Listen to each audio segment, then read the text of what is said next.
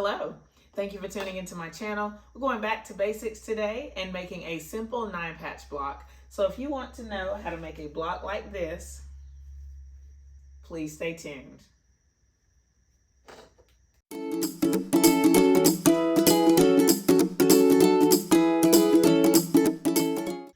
Before I go to the machine, I want to kind of go over how we got to this point where I am breaking down a 9-patch block. I recently checked out this book from my local library, the Kansas City Star Quilt Sampler, and it has a lot of different blocks and patterns in it. And there are several that I definitely want to try, like this Red Cross block. There are a few more. I didn't mark them, of course, because it's not my book, but it has all of these different patterns, and it has paper templates that you could copy and cut out and use to create the blocks. And I was really interested in it. I have read it.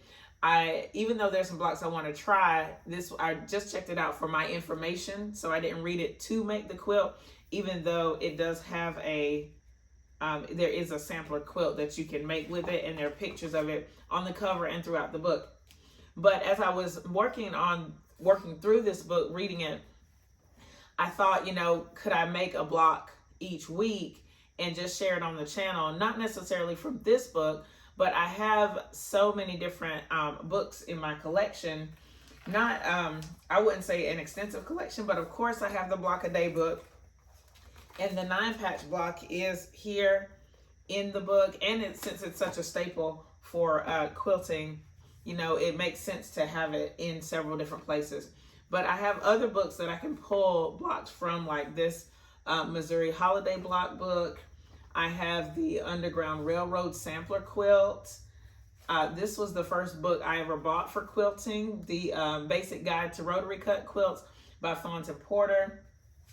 And then I have the Quilting a Day Star Log Cabin Quilt book. So I have several books that I can pull from, including magazines upstairs, that I can pull blocks from and pull patterns from that we can use each week on the channel.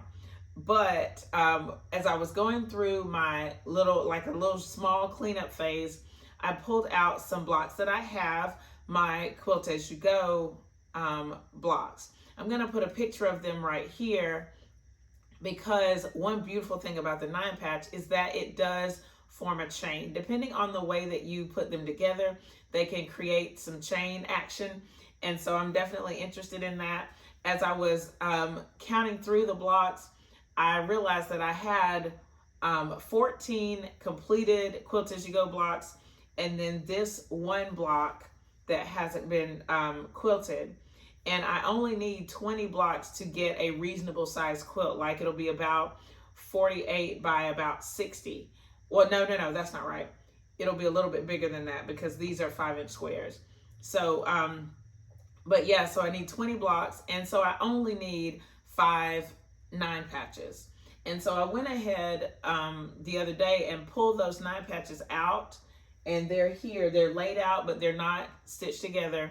And I figured we would do one quick block on camera to just give a quick tutorial about the 9-patch. If you're a new quilter, this is definitely for you. If you're not new and you just want to hang out with me for a little bit, you are, of course, welcome to do that. So we're going to make a 9-patch today. Let's go to the machine and get it started. For my 9-patch block here, I have this particular one. It's already stitched together, and you'll notice that this block has colors on all 4 corners. In order to get the chain effect that I'm looking for with this quilt, I need some of these like this with 4 corners of color, and then some like the one I'm going to do today with the 4 light blocks on the corner. And I'm really loose with my lights. They're not necessarily light, they're more just neutrals.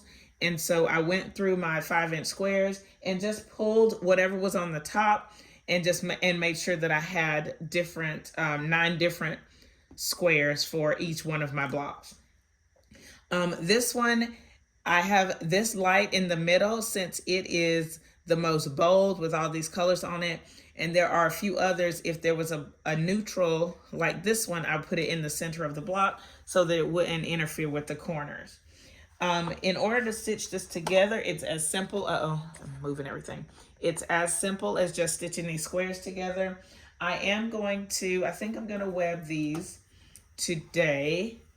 Since I tried that last time, I'm just interested to see it in this 9 patch, which means I'm gonna stitch all 3 of these together and not cut the thread in between, and then add these other ones without cutting the thread. So my leader ender project is going to be in full effect, since I will have to take everything off of the machine.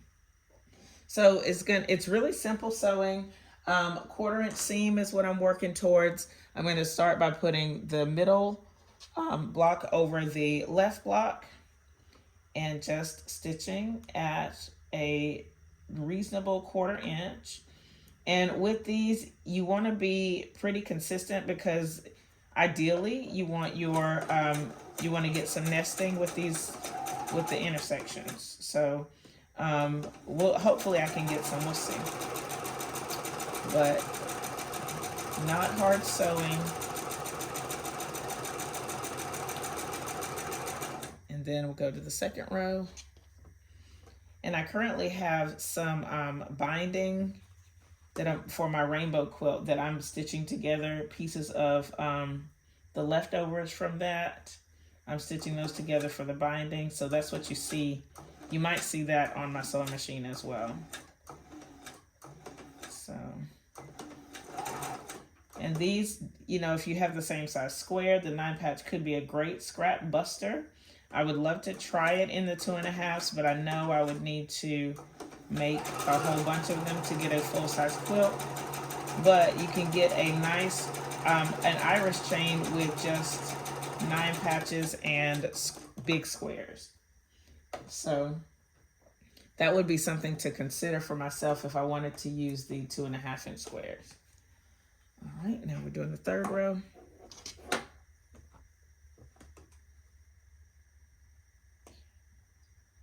And hopefully you can see this is really simple.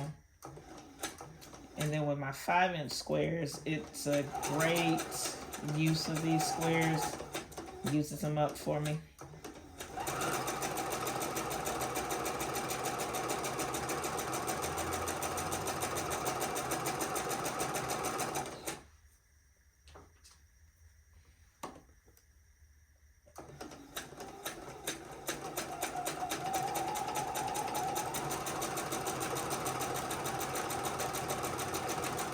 That's my leader ender. I'm going to take this ladder part right here.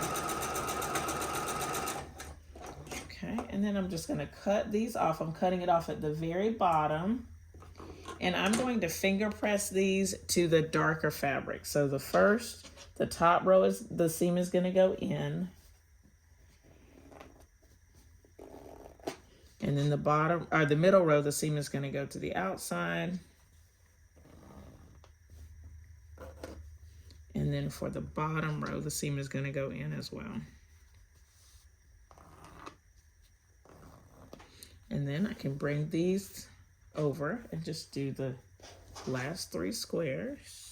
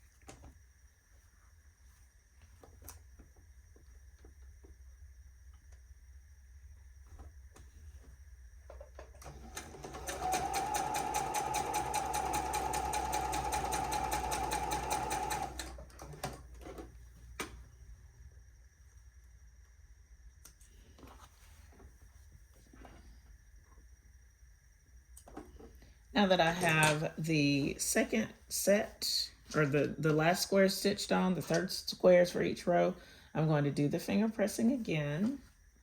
I'm going to press the top seam in towards the dark. The middle seam will be pressed out towards the dark. And then the bottom seam again will be pressed in. And now it's as simple as sewing these rows together. I'm going to flip the top one down, and the seams should nest. You can see that they go in opposite directions. So we should get some nice seams here. And I'm still leaving the whole thing together. I decided to use my work on my binding as the ender for that one, because I still need to draw a line on the other part of my Jacob's ladder block, so I'm not going to do that right now.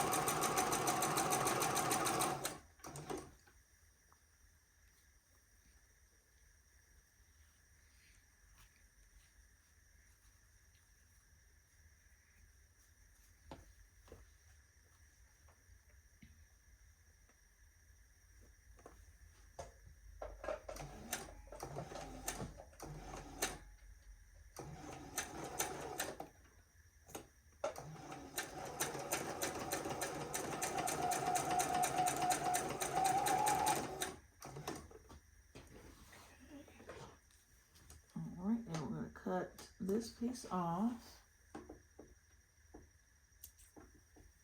and one more seam to go on this one. I'm going to finger press this one. I think I always finger press it towards the outside for these, but it doesn't matter because these are going to be quilt as you go, so it doesn't really matter where you press this seam, but I just finger pressed it out. And then we're going to fold this bottom one up and get it stitched as well.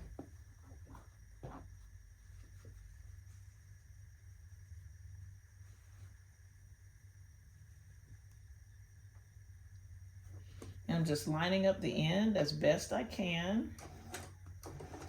And then stitching it. And then just making sure the seams line up as we go and that they nest.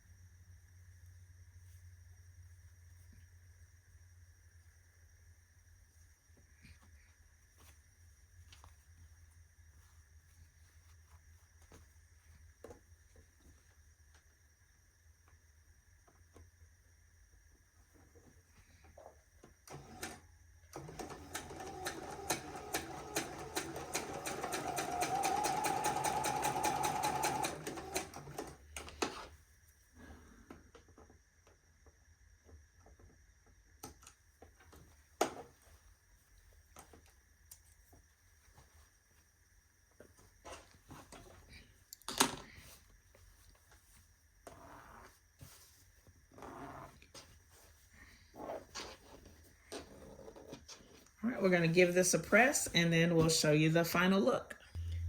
Here is the final quilt block, my 9-patch.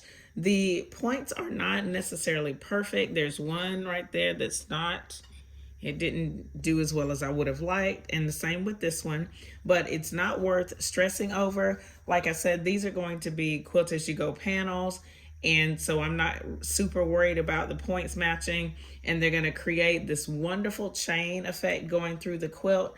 Hopefully you can see that in the picture that I showed earlier. I'm excited to finish up these blocks super fast and easy. I hope you've enjoyed this process. At this point, I only have 4 more blocks to go, and then I can get them quilted, and that will be another series that I can do when I put those blocks together. If you have any questions about what you've seen in this video, leave them in the comments below. Thumbs up this video, share it with your friends, and subscribe if you haven't already.